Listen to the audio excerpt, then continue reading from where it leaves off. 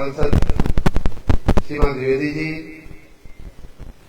जिले के भारतीय जनता पार्टी के जिलाध्यक्ष माननीय पुष्पराज सिंह जी, हमारे मित्र दो जो हमारे साथ विधायक और एमएलसी हैं, माननीय प्रिंसू जी, माननीय आर.के. पटेल साहब, जिले के जिलाधिकारी, जिला पुलिस अधीक्षक, जिला विकास अधिकारी और एक नई अधिकारी जो आईएएस की टॉपर रही है, मैं उसके बारे में थोड़ी बताऊंगा आप लोगों को।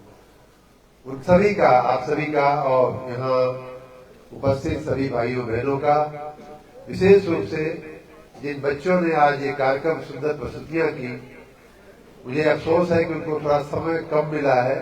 हर टीम को मैं देख रहा था कि यहाँ से मंच से भगाया जा रहा था, तो उसका मुझे अफसोस है। लेकिन बहुत ही सुंदर, एक टीम से तो मैंने पूछा कितने दिन की प्रैक्टिस तुम्हारी है, तो बोली खाली एक दिन हमने किया। इतना बढ़िया कार्यक्रम कर रहे थे लोग। इस बच्ची ने बताया खाली एक दिन हम लोगों ने प्रैक्टिस किया है। तो मतलब ये कि स्कूलों में उनकी प्रैक्टिस लगातार होती रहती होगी। इसलिए तो मैं अभी उनके सभी शिक्षकों को, सभी अभिभावकों को भी बहुत बहुत बधाई दूंगा। आज का ये कार्यक्रम बहुत महत्वपूर्ण है। देखिए, खास करके वर्तमान पीढ़ी के लिए, वर्तमान जनरेशन के लिए जिन बच्चों ने ये कार्यक्रम किया है, उन बच्चों को मैं विशेष रूप से बात करना चाहूंगा। हम लोग जब पढ़ते थे, इंटरमीडिएट पास करके प्रयाग विश्वविद्यालय में हमने पढ़ाई किया, जैसा डीएम साहब ने कहा, तो उन दिनों ये आईएएस की जो परीक्षा देकर के आई है, आपके बीच में आपकी बहन खड़ी हो जाइए जरा।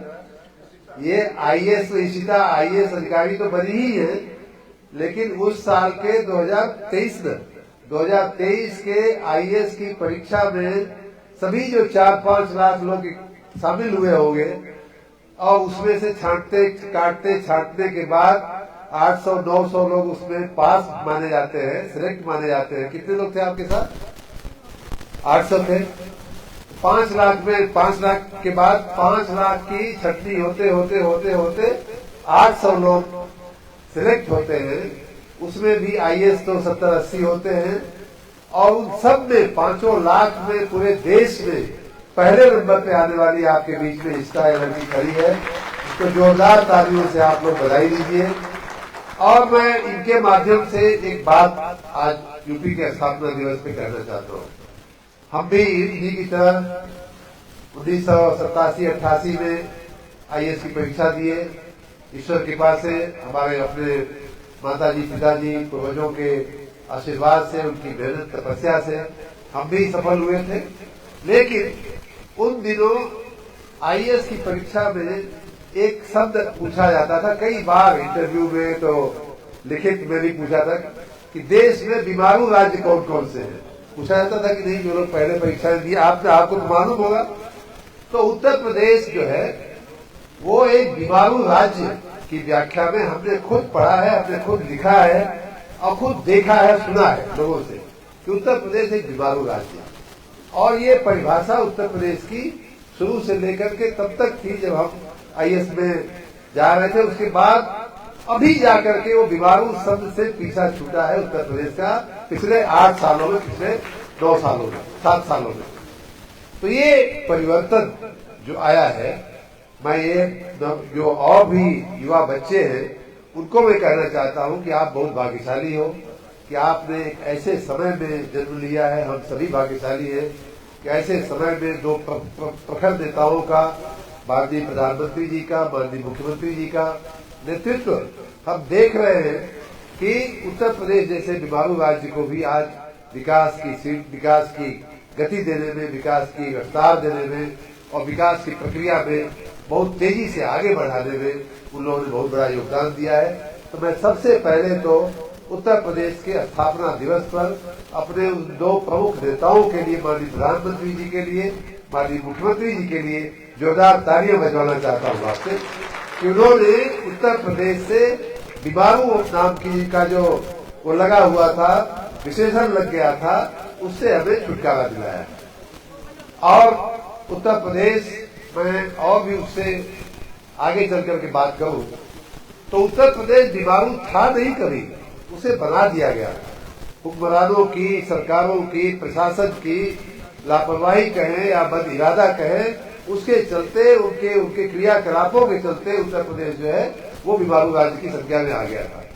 नहीं तो उत्तर प्रदेश का जो वैभव था, हमारा जो पुराना इतिहास है, हमारी जो प्राचीन सभ्यता और संस्कृति है, उसके मैं अगर आपको कुछ उदाहरण दूं तो यहाँ सभी लोगों को बताया गया कि ये भगवान राम की जन्मभूमि रही है, भगवान कृष्ण की जन्मभूमि रही है।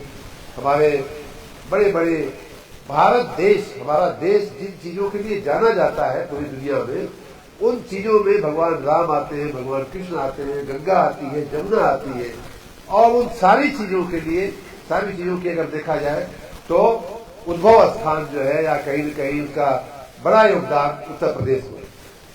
अवध की जो राजधानी थी अयोध्या, जिसको कहते हैं अवध या अयोध्या, ऐसा कहते हैं कि उसका वैभव देख करके वो इतना संभ्रांत इलाका था, इतनी संभ्रांत वो भगवान राम की, भगवान और उनके पिताजी दशरथ जी की बनाई हुई जो राजधानी थी, उसका जो साम्राज्य था उनका, वो इतना वैभवशाली था कि उसे देख करके देवता भी लालायित होते थे, ललचाते थे।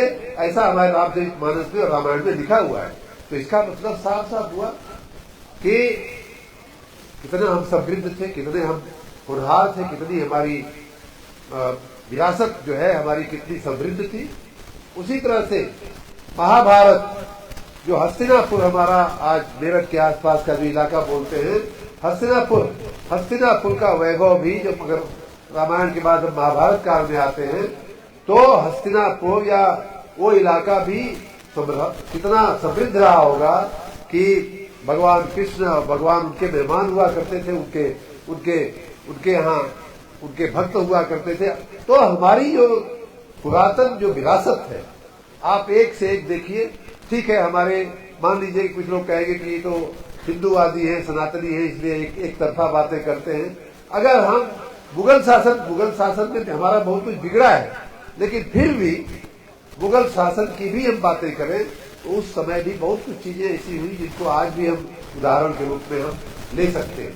तो इस तरह से हमारा जो प्राचीन काल है वो कोई बीमारू नहीं था, वो हमारा बहुत ही समृद्ध था। जो मैं कहना चाहता हूँ, ये बात कहना चाहता हूँ।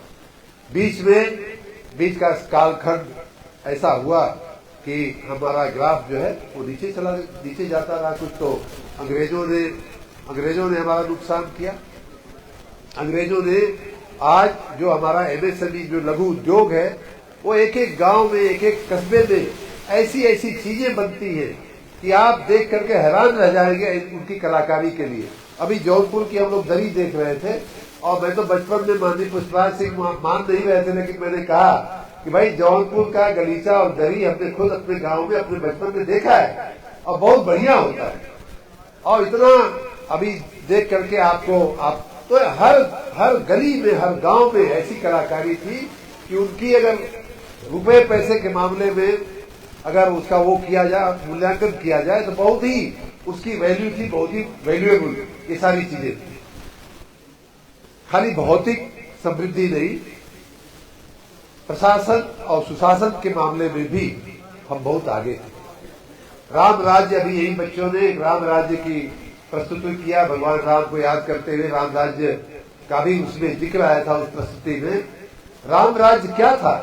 राम राज्य जो था सुशासन की पराकाष्ठा, जो सबसे बेस्ट हो सकता है, बेस्ट एडमिनिस्ट्रेशन हो सकता है, उसकी कल्पना अगर कहीं पहले पृथ्वी पर हुई है तो इसी धरती पे, इसी उत्तर प्रदेश में हुई है।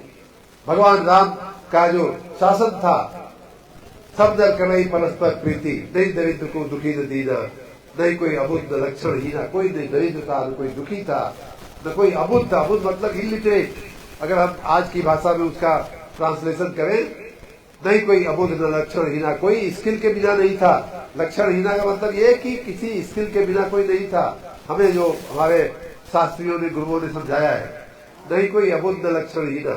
तो इस तरह का हमारा राज्य था, इस तरह की हमारी विरासत है। लेकिन पिछले कुछ सालों के कुशासन के चलते, 7 साल पहले का अगर दृश्य हम देखें तो कानून व्यवस्था की स्थिति खराब थी, बिजली पानी सड़क की स्थिति खराब थी। अब जाकर के पिछले माननीय योगी जी के शासन में आपने सुना माननीय मुख्यमंत्री जी को कि किस तरह से हम हर तरफ से इंतजाम ऐसे कर रहे हैं, चाहे वो इंफ्रास्ट्रक्चर का काम हो, चाहे स्कूल के बच्चों को पढ़ाने का काम हो या उनको पौष्टिक आहार देने का काम हो। अभी हम यहाँ प्रदर्शनी में देख रहे थे कि किस तरह बच्चों को पोषण देने के लिए, उनको कुपोषण से निकालने के लिए मध्याह्न भोजन की योजना के तहत या आरोग्य स्वास्थ्य विभाग की योजनाओं के तहत हम कैसे उनको अच्छा पोषण दे रहे हैं। हमने डीएम साहब से कहा कि स्कूलों में जो खाली जमीन होती है, कई बार कंपाउंड बड़ा होता है, इतनी जगह तो होती है कि 2-4 पेड़ लगाए जा सके, तो वहाँ सहीजन का पेड़ लगाओ। सहीजन का पेड़ लगाओगे तो प्रोटीन का एक बहुत अच्छा ये सोर्स होता है, बच्चों को ले जाने के लिए आप छूट दे दीजिए। तो इस तरह के सारे छोटे से लेकर के बड़े प्रयोग, बड़ा काम हमारी सरकार, माननीय योगी जी की सरकार, माननीय मोदी जी के आशीर्वाद और प्रेरणा से हम लोग कर रहे हैं। और ये अब सुशासन का जो दौर शुरू हुआ है, जिसके आप सभी साक्षी हो, ये बरकरार रहे, इसके लिए हमें सतर्क रहना पड़ेगा।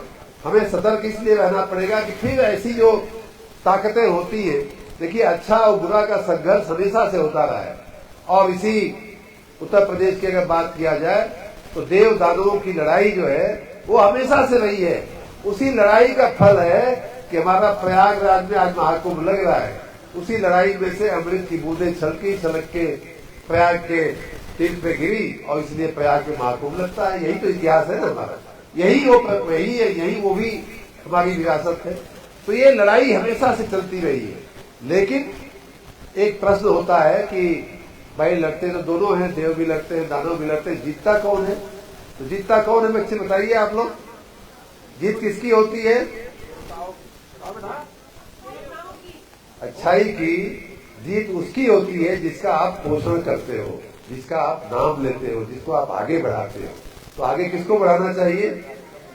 देवताओं को बढ़ाना। मतलब दैवी शक्ति मतलब होता है जो कि अच्छी बातों को, अच्छे शासन को, अच्छा विचार रखने वालों को, अच्छा सोचने वालों को, अच्छी सेवा करने वालों को आप बढ़ाएंगे। इसी आशा के साथ मैं आप सभी को उत्तर प्रदेश के स्थापना दिवस की एक बार फिर से शुभकामना देता हूँ। आजकल एक बहुत बड़ा काम प्रयाग की धरती पे हो रहा है भाइयों बहनों। महाकुंभ जो लगा है वो जैसा माननीय मुख्यमंत्री जी ने कहा इस सदी के भव्यतम आयोजनों में से, और ये उत्तर प्रदेश की ताकत है, उत्तर प्रदेश की जनता की, समाज की और प्रशासन की शक्ति है। कितना बड़ा आयोजन जो है निर्विघ्न जो है चल रहा है। रोज करोड़ों लोग नहाते हैं वहाँ। आज तक लगभग 10 करोड़ लोग वहाँ आकर के स्नान करके जा चुके हैं। आने वाले मौनी अमावस्या के दिन जो है हम लोग 8 से 10 करोड़ लोग एक दिन में आएंगे, ऐसा हमारा अनुमान है। पूरा कुंभ पूरा होते होते 40-45 करोड़ लोग जो है आकर के यहाँ स्नान करेंगे। ऐसी धरती, ऐसी विरासत के हम भागीदार हैं। आप सभी को मैं इसके लिए एक बार फिर से बधाई देता हूँ। और आज का जो उत्तर प्रदेश है उसमें एक बात और मैं बता दूं कि अब बीमारों से हटकर कैसे सबल और समर्थ बना है, उसका भी मैं आपको कुछ उदाहरण बताता हूँ। आज की तारीख में अगर कृषि के क्षेत्र में बात किया जाए या आर्थिक क्षेत्र में बात किया जाए तो हम दूसरे नंबर की देश में अर्थव्यवस्था बन चुके हैं। कृषि क्षेत्र में अगर बात करें तो सबसे ज्यादा दूध का उत्पादन करने वाला, सबसे ज्यादा सब्जी का उत्पादन करने वाला, सबसे ज्यादा हमारे कई अनाज हैं जिनका उत्पादन करने वाला हमारा उत्तर प्रदेश राज्य बन चुका है। जैसा माननीय मुख्यमंत्री जी ने कहा कि अब ये एक्सप्रेस वे से जाने जाना वाला प्रदेश बन चुका है, अब ये एयरपोर्ट से जाने जाना वाला प्रदेश बन चुका है, बीमारू राज की व्याख्या में से निकल करके। आप सभी को मैं इसके लिए बधाई देता हूँ और हम सभी इस राज्य की खुशहाली के लिए, इस राज्य के विकास के लिए अपना अपना ढंग से हम प्रयास करते रहें। इसी आशा के साथ, इसी आह्वान के साथ आप सबसे मैं फिर से बधाई देते हुए आपसे मैं अपनी बात पूरी करता हूँ। आपसे हम विदा लेंगे। बहुत बहुत धन्यवाद, बहुत बहुत धन्यवाद। धन्यवाद सर।